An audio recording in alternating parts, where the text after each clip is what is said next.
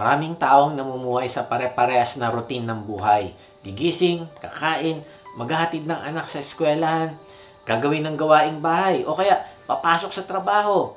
Sa gabi, uuwi sa bahay, kakain, manonood ng TV, tapos tulog, tapos kinabukasan, ganoon ulit.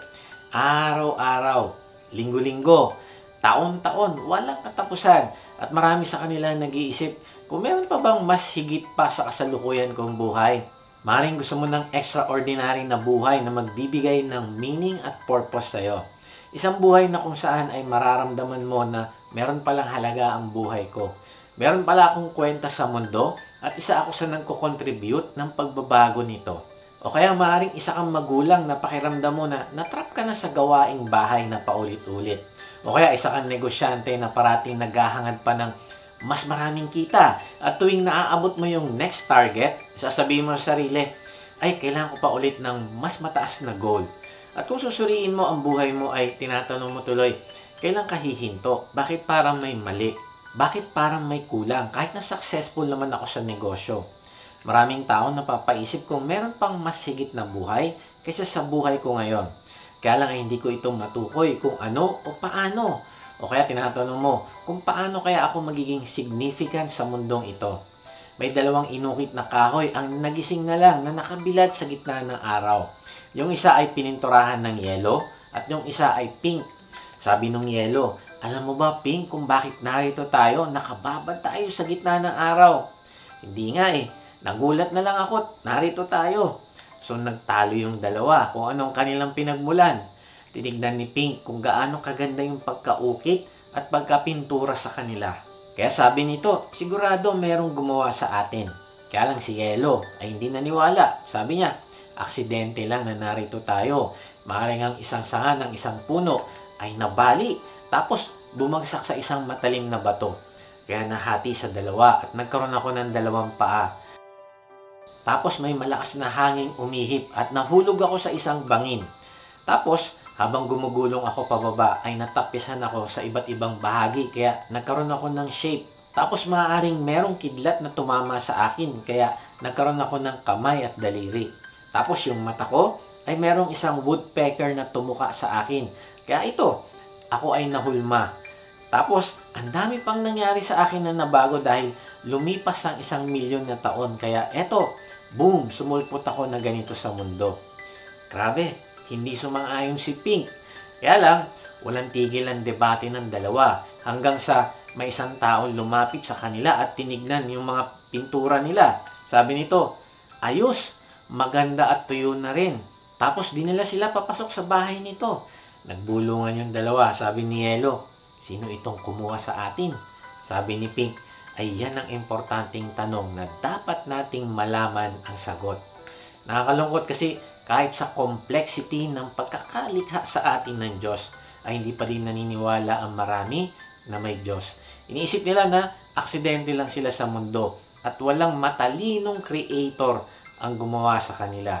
Kaya tuloy sa halip na ang Diyos ang nasa sentro ng universe, ay tayo ang ginagawa nating sentro nito. Kaibigan, imaginein mo ito, kapag walang Diyos ay walang meaning ang buhay, walang direksyon at walang purpose. At kapag ganito yung mindset mo, ay gagawa ka na lang ng sariling meaning ng buhay mo. Gagawa ka ng sarili mong purpose. Ako, ang purpose ko ay maging accountant. Ako, ang purpose ko ay maging businessman. Ako, ganito ako. Ako, ganyan. Kaya ang ending ay empty pa din. Walang sense of satisfaction, walang fulfillment, at feeling insignificant. Kasi, nag-iimbento tayo ng sarili nating purpose sa buhay. Ipinapakita natin sa mundo na masaya tayo kasi meron tayong mga material na bagay. Pero sa likod nito ay marami tayong tanong na hindi masagot.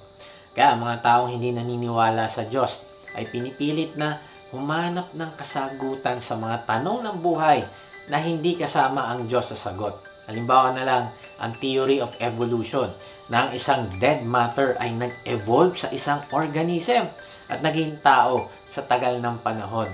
Kaibigan, sa totoo lang, wala pa akong nakita mga unggoy na tuloy-tuloy na nagiging tao hanggang ngayon.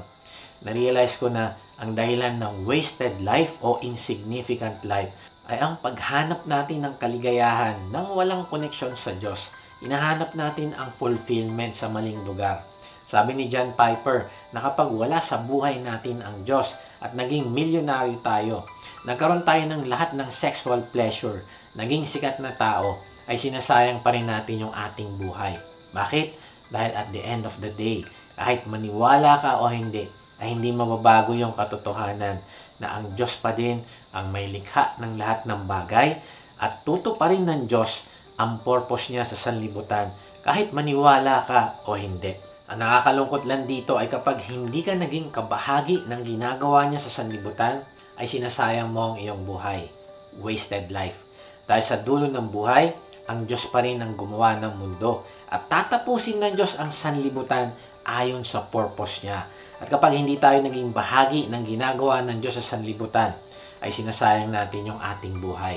Maaring champion ka sa isang sports pero hindi naman ang Diyos ang napapapurihan. Kung hindi ikaw, ay wala itong saysay sa mata ng Diyos. Kung naging magaling ka ng negosyante pero hindi involved ang Diyos sa iyong desisyon, ang mga transaction mo ay hindi kalooban ng Diyos, ay hindi ka pa din makakaramdam ng satisfaction. Kung sumikat ka sa social media, nakilala ka ng maraming tao, pero hindi naman ang Diyos ang naitaas kung hindi ikaw, ay wala pa rin itong fulfillment para sa iyo. Bakit?